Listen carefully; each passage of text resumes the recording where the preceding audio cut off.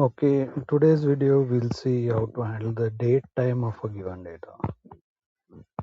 For this we'll first import pandas as PD, execute it, and then we'll load the data frame assigned as df, and then we'll check our table data frame df.add. We see the data here, and there are a lot of columns in this, and one is of date column.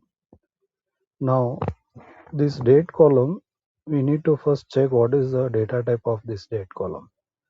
For that, we'll take it as df.info and just execute it. We'll see here the date is of object type. So since it is object type, we'll try to extract the month from it. Let us see if we can extract when it is object type. So I'll just try to extract month from that table.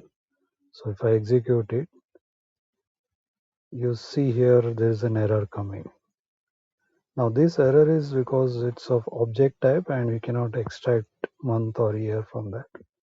So for that, what we have to do is we have to convert that object to date time.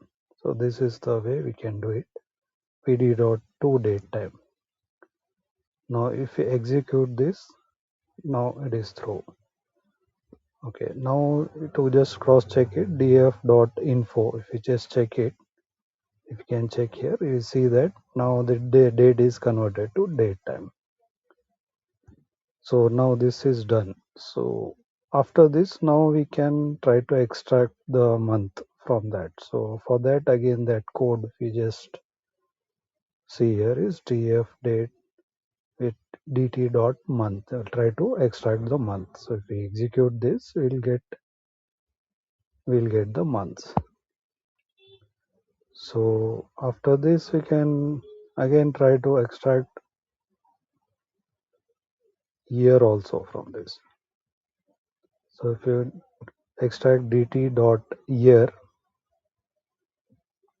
so we'll get the year. Now again, if you want to get days also, you can get it. And if you want to check what is the starting date and the ending date also, by this way you can do it by using min and max.